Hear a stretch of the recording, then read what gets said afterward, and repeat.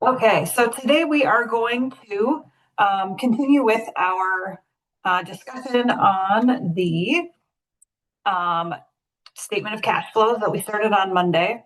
Monday, we did a quick review on the different financial statements, and we talked about the three sections that were on the statement of cash flows.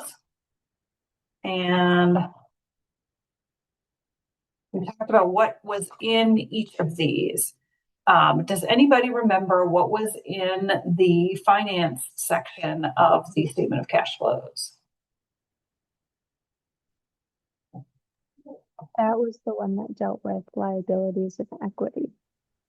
Yeah, so changes to long-term liabilities and equity.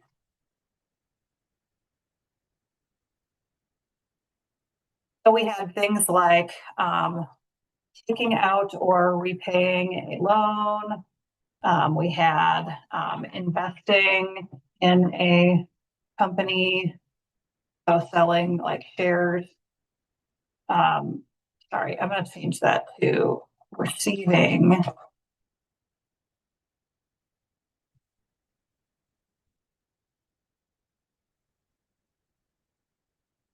And then also dividends and withdrawals, right?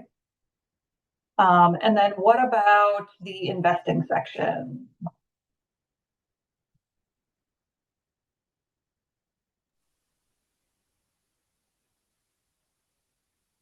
Assets. Yeah, so the investing was changes in long-term assets, right? So purchases and sales of long-term assets. And that could be physical assets, it could be non-physical assets, either or. And then operating was net income and changes.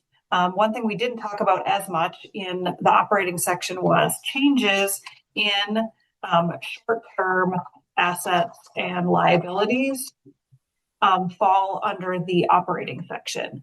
And the reason for that is, right, so we have net income, which would be revenues and expenses, right? But also things like changes in receivables, which would be like, okay, so we have a sale, right? And we sell something on account. We would be hitting our revenue account here, and then we would be hitting our accounts receivable. But then when we collect the cash, we would not be hitting net income. We would just be hitting that receivable. So because of this, changes in short-term assets like receivables are typically associated with either net income, which is covered here, or with cash. So we're going to talk about a different method today of doing the statement of cash flows that examines, in particular, the operating section. And the method that we looked at on Monday, we basically said, hey, any cash that we receive from our customers or money we pay out to our suppliers goes through the operating section. And that was what was referred to as the direct method. Now we're going to look at today what is called the indirect method for the statement of cash flows. And in order to do that, I want everybody to go out. So in Canvas,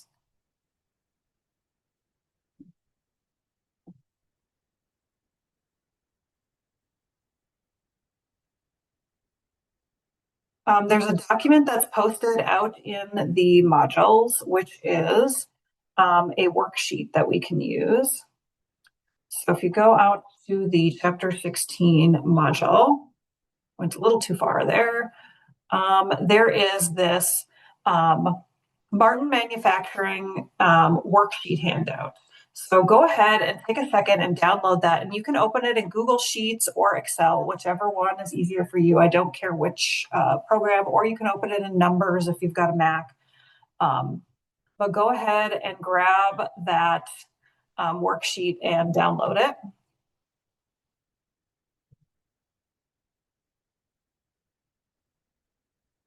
And oh shoot, it's in a PDF. Hold on a second here. 1 second.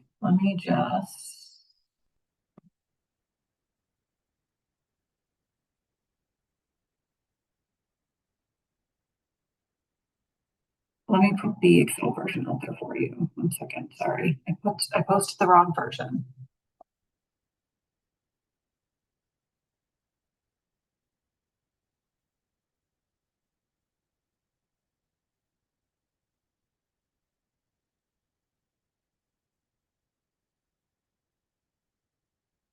Yeah, if you're printing it, that would work. Let me just get this here.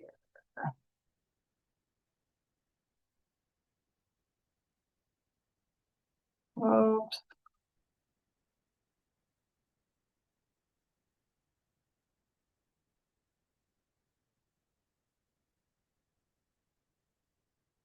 I want to post the solution here. There we go.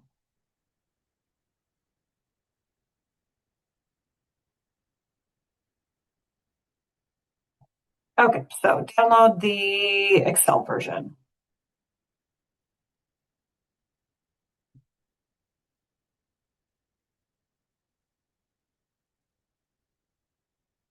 Okay, so we've got this worksheet here. And basically what this is going to do is it's going to walk us through what is called the indirect method for the statement of cash flows. Oops, let me reshare.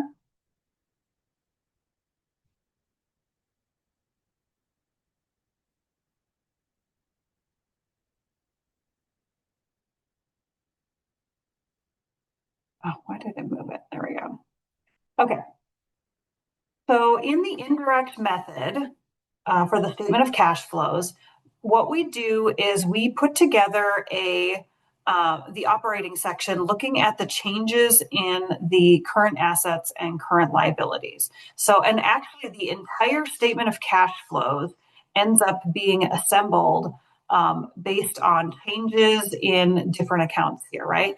So let's first go down to our income statement. I'm going to move this actually over to the left so that I have both of these sheets up at the same time. If you scroll down, there is an income statement down here. And they've got net profits after taxes down here of $36,000. So that is our net income essentially. So under the operating section of the statement of cash flows here, we're going to start off with our net income, which is $36,000. Right now, this is our base number that we start off with in this indirect method.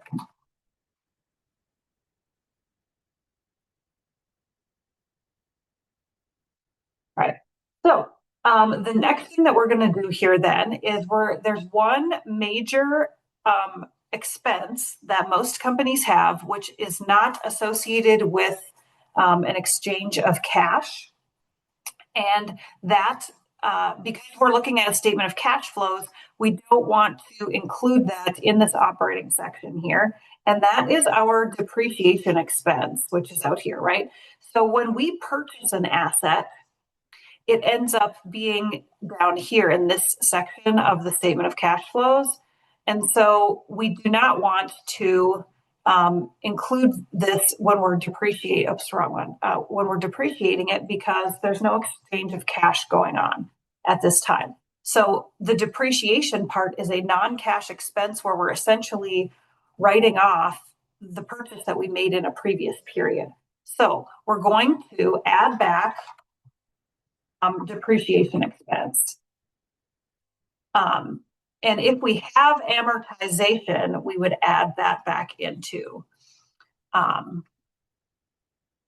just put in parentheses and amortization. So if you remember, that was amortization is what is basically the equivalent of depreciation, but for those intangible assets. So if you have like a patent that you're amortizing, you would also add that back too, because the patent purchase would have been under an investing section when that was purchased as well. So we're going to take this $152,000 of depreciation expense and add it back here. Okay. And also, so I'm going to note here if this is a inflow or an outflow. And so I'm going to put it in here as a negative. Actually, I'll put this here. I will put this as a negative if this is an outflow. The depreciation, we add it back to this, right? So we are assuming that in terms of operating cash flow this year, our net income would be an inflow to us.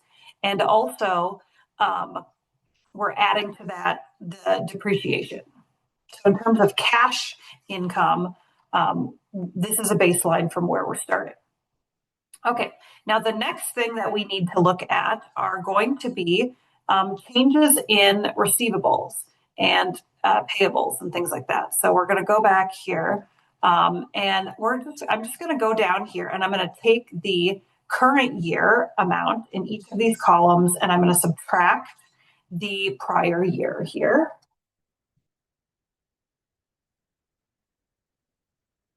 Get the change in all of these different accounts here, okay? And I'm just going to drag this down. So if I highlight over this, the little box in the lower right-hand corner, click and drag it down, I can go all the way down here, right? And I'm going to do the same thing down here. I cut and pasted that. I'm ignoring the totals here. So I'm going to delete anyone that's a total. I don't want to continue though. I don't want to include those more than once here.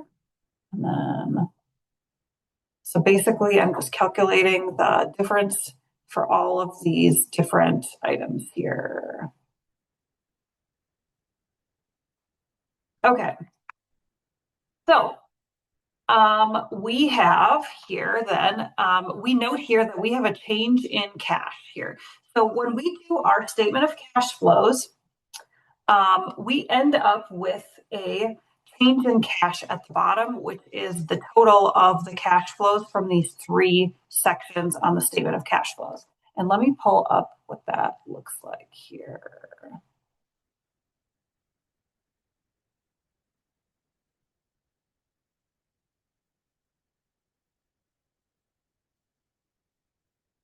I'm hoping so. Oops, hold on. Let me change my display settings.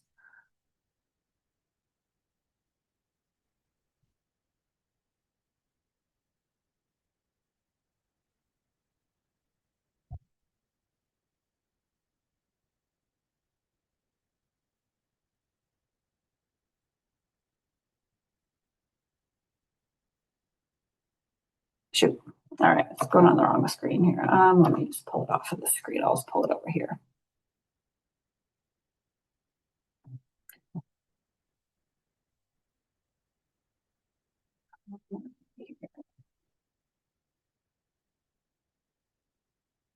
Okay, so here is an example of a statement of cash flow. Sorry, whenever I have multiple screens, I always run into this. Oh, here, let's do this. Hold on a second.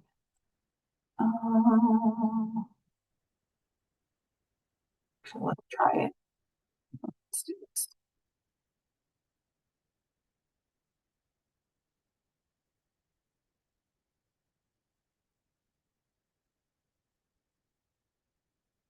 Just wanting to do my first and third ones and not my second one for whatever reason.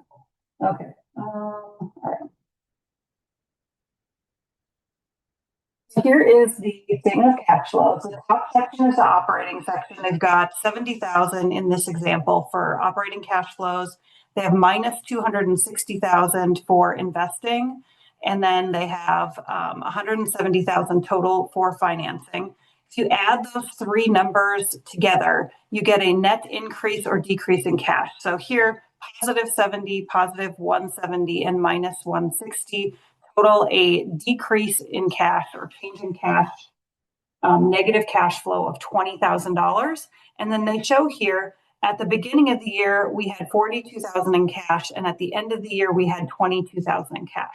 So the difference between those two numbers, which would be showing up on the balance sheets for each of those 2 years, is the $20,000 change that we have in our cash flow.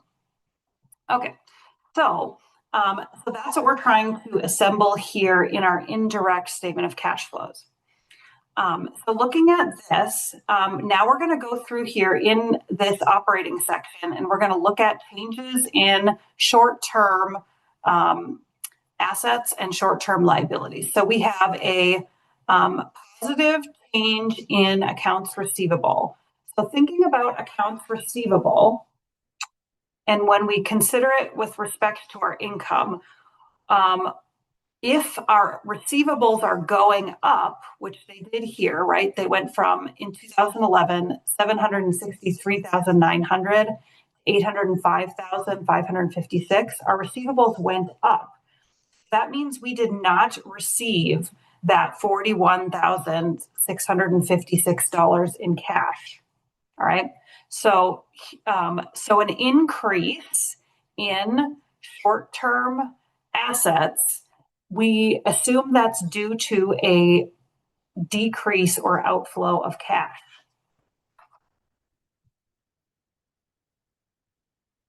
All right. Because put it in that column instead. Right. Thinking about inventory, right? If our inventory goes up, and we think about like, okay, if I was using cash with respect to my inventory, an increase in inventory, if I was buying inventory, would be a decrease in cash, right? We use that same logic for any short-term asset. If the short-term asset goes up from the previous year to the current year, then it's considered a cash outflow. On the other hand, here we had a decrease in inventory, which would happen through selling the inventory. So that would be a cash inflow. Okay. So I'm going to put here change in accounts receivable. That is going to be a cash outflow. So I put it as a negative here. And then change in inventory. That was, or I could put here, decrease in inventory.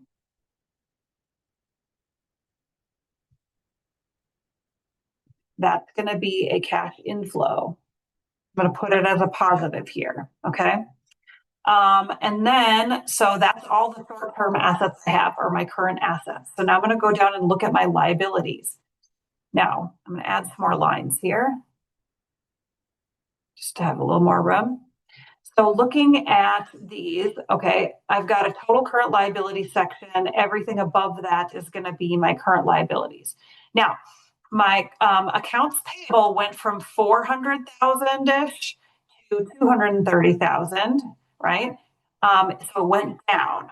So what would have happened with my cash in order to make my payables go down?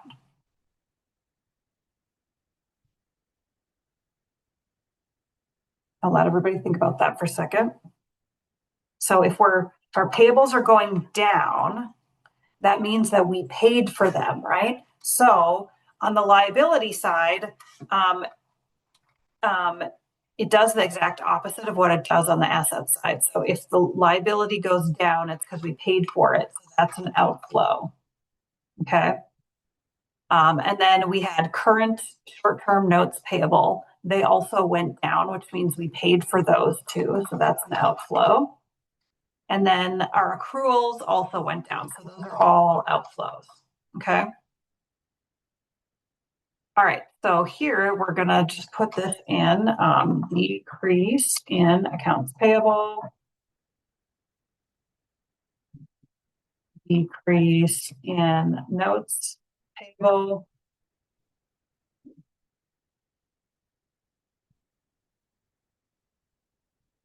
and I'm going to add another line here. Decrease in accruals. Those accruals would be things like salaries payable, interest payable, things like that.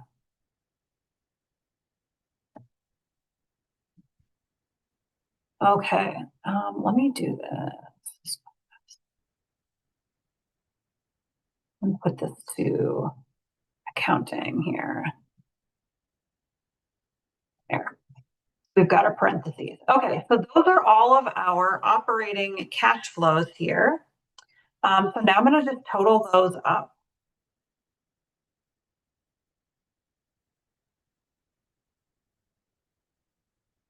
So we have a total for operating cash flow of minus $46,238. Okay. Now I'm going to go to my investing section here. We're going to look for changes in long-term assets to put in here. All right, so going to our assets section up here, we've got our changes in gross fixed assets here, less accumulated depreciation, and to get to net fixed assets. Now we've already ascertained that this part, this accumulated depreciation part, that's a non-cash change there, that 152,000. So we're going to ignore that for now, and we're just going to look at the change in our gross fixed assets, which is the purchase price of assets, all right? And we're going to assume we don't have details here on whether they purchased or sold or a combination of both. So we're just going to do it based on the change here. Our gross fixed assets went from about 1.7 million to almost 2.1 million. So a change of 402,112. It increased. So just like up here, if our assets increased here, we're assuming that we had to purchase something, which would mean that that would also be a cash outflow. Okay. So I'm just going to put here, oh, that's red. I want that black. Purchase of fixed assets.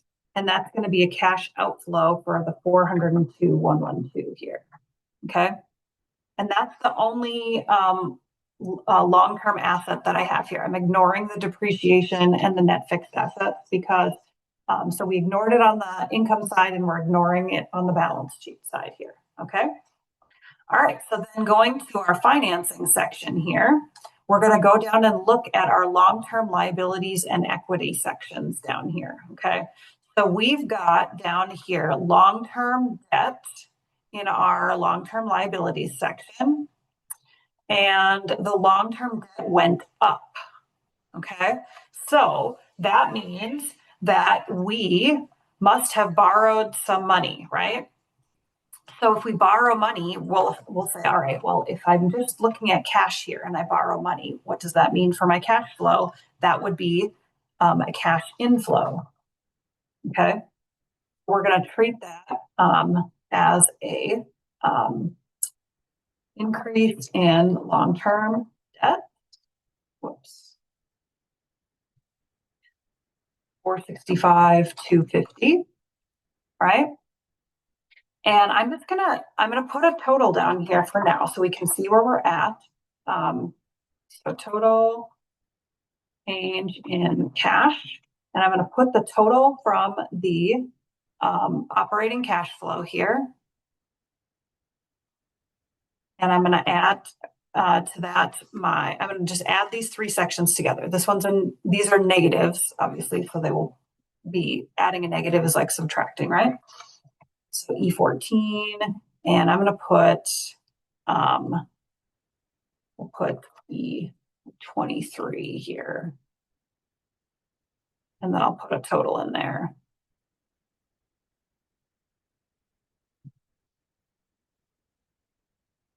I've got that line there, and I know what I'm adding up here, right? So far we've got a change in cash here, and I'm going to put this, put my sum here.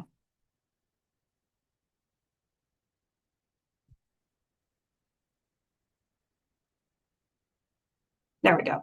So right now we're sitting at 16,900, which we know from up here that our actual change in cash flow was $900. So we're obviously missing something, right? When we look down here, we see that we had a change of retained earnings of $20,000 here. So thinking way back to our earlier chapters in the year, right? what goes into our retained earnings? That would be our statement of owner's equity, right? And our statement of owner's equity would have beginning retained earnings or owner's equity. So I'm going to just rename this just for clarity. Owner equity. Or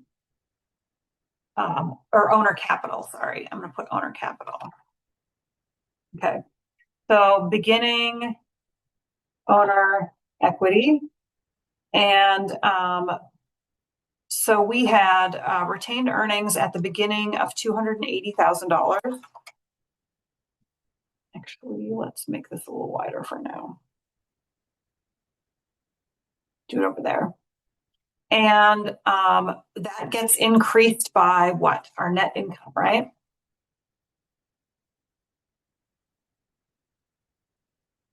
Our net income that we had was $36,000. And then we would subtract any owner withdrawals. So what owner withdrawals did we have here? Well, let's look around and see down here. Okay, so they tell us we had our net profits of $36,000. We paid out $3,000 in preferred stock. Okay, so that's going to be minus $3,000. Okay, so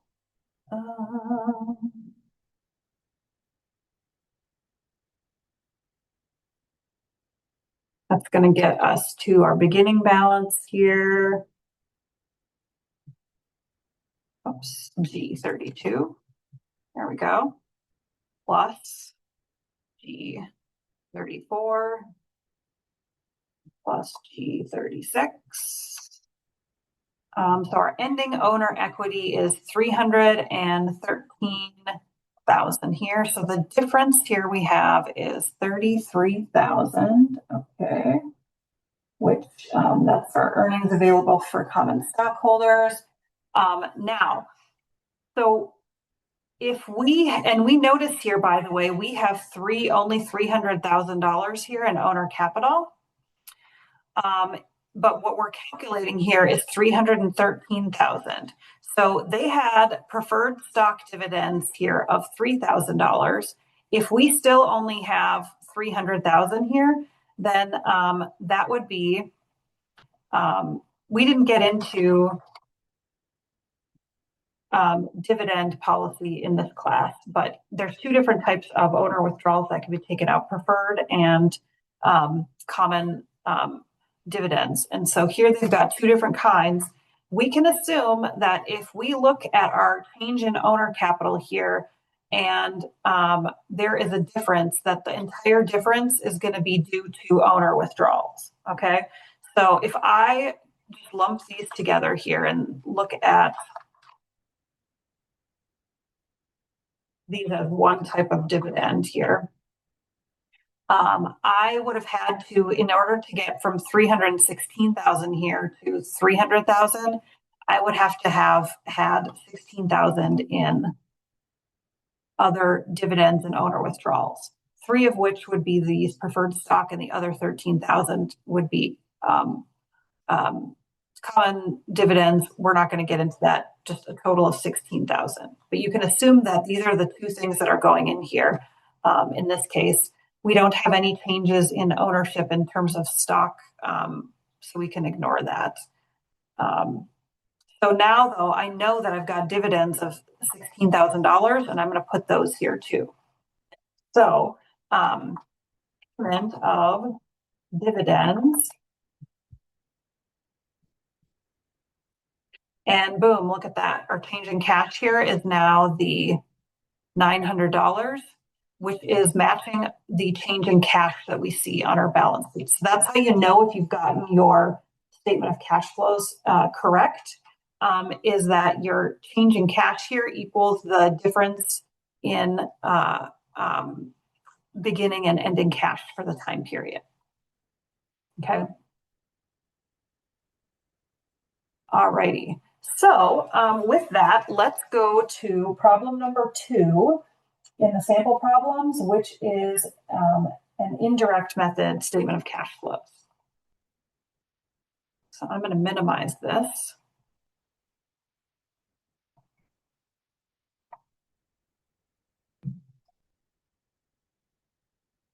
We have OWL incorporated, and we are going to prepare this statement of cash flows. And so I'm just going to delete my numbers out of here because this format is very similar to what we would use for this problem as well. But although I've got this too, so maybe I don't even need this, but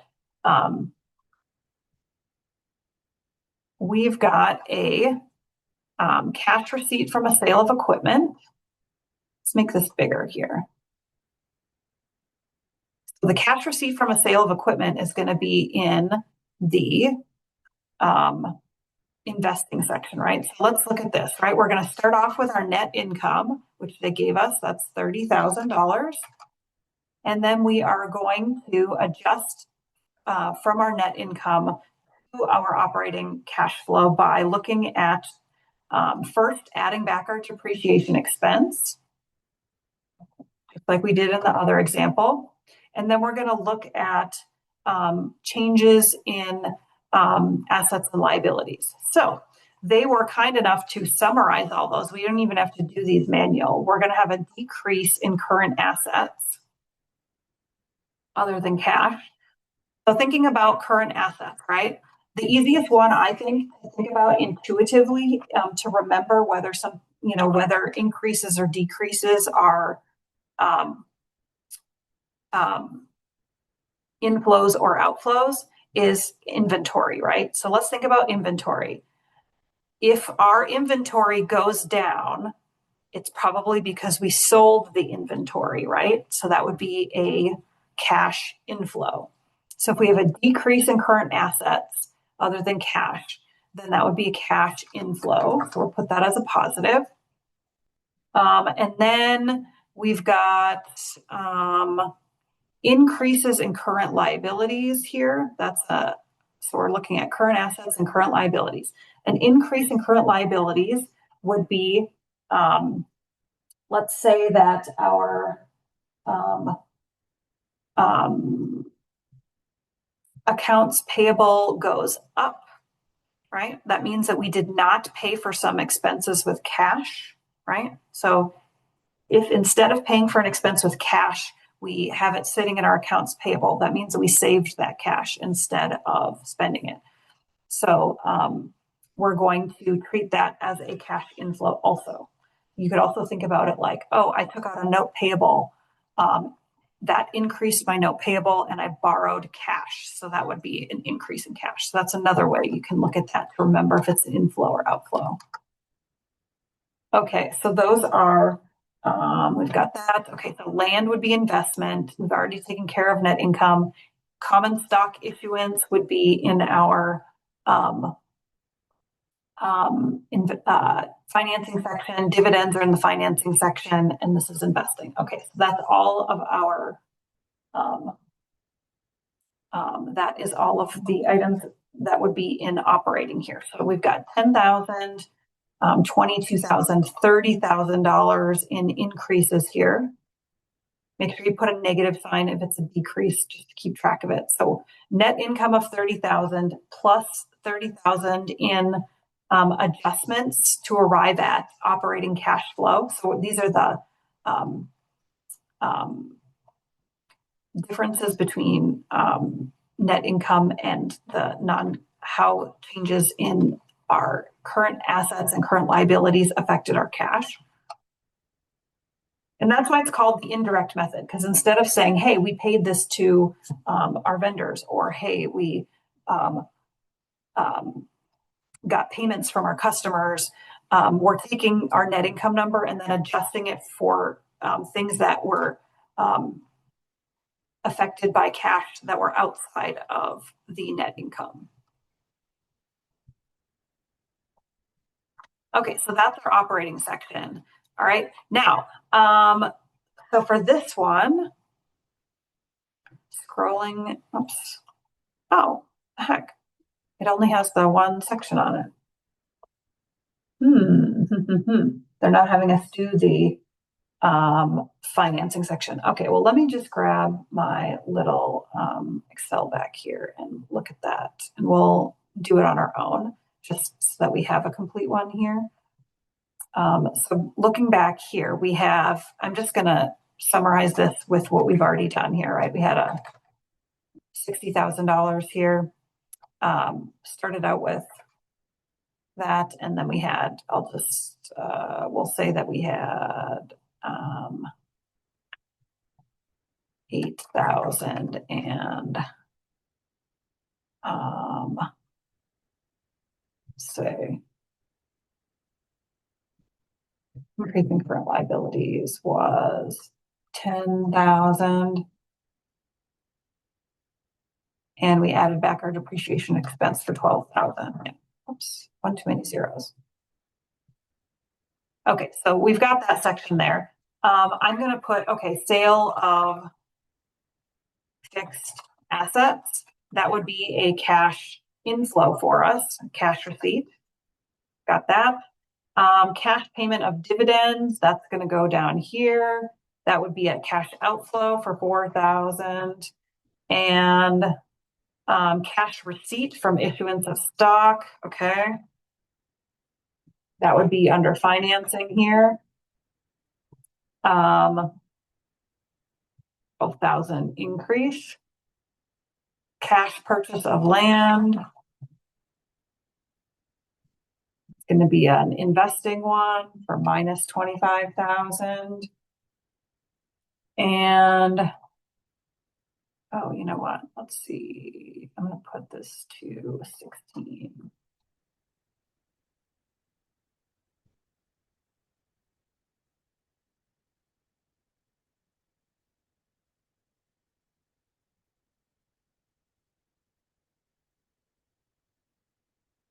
There we go. And yeah, so we've got all of those. All right, so that would get us to a net increase in cash in total across this example here. All right, so I think we only have, let's see here. Got about 10 minutes left here. So let's do,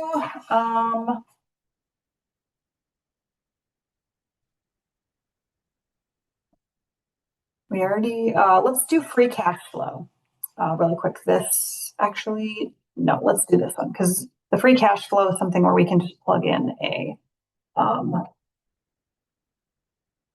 we already did that one. Okay, so one of my problems didn't end up on here. All right. Okay, well, never mind. I had a worksheet one that was on here that didn't transfer in. So I guess we're just doing the free cash flow one. All right, well, we've covered the different sections here. So that covers the indirect cash flows. And I did, by the way, post the instructor slideshow for this chapter. So, and they have a very detailed walkthrough in there as well. So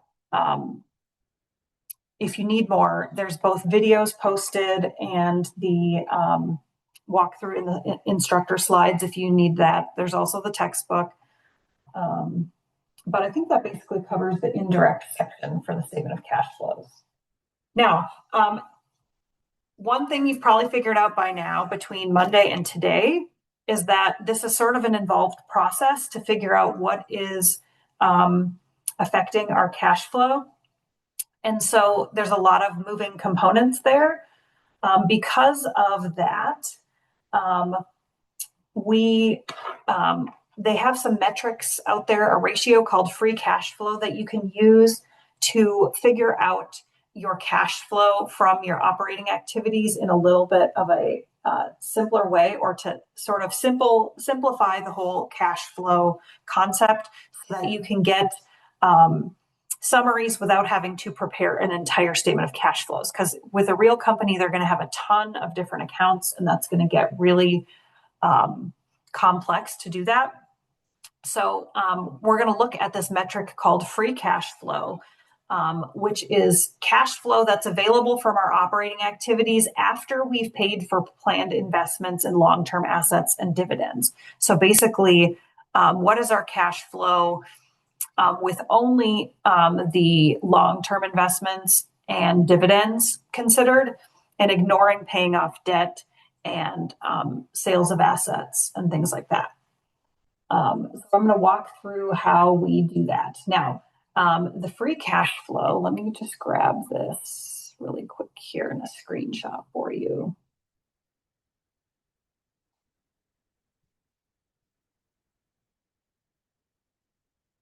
For the free cash flow, actually, here, let me move this over so I can.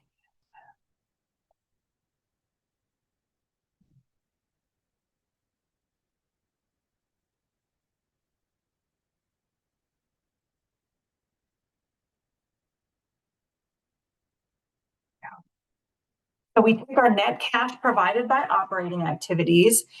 We subtract cash payments for investments in long-term assets and our dividends here. So net cash from operating activities minus cash for long-term to be paid for long-term assets and minus our cash dividends. So it's a simplified cash flow metric. We're going to look here. We've got cash provided by operating activities of $100,000. And we plan on investing $20,000 in investing activities and dividends of $2,000.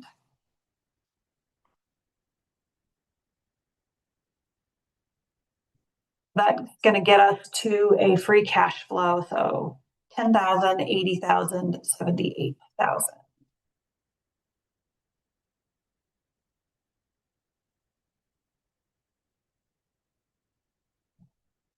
And that is the last part that we're going to work on in here. So we've already done our direct methods. Does anybody have any questions before we wrap up? If not, I will go ahead and set everybody free to enjoy your holiday weekend. I hope everybody has a safe trip home if you have not already driven to wherever you're going, and have a good weekend. You are welcome.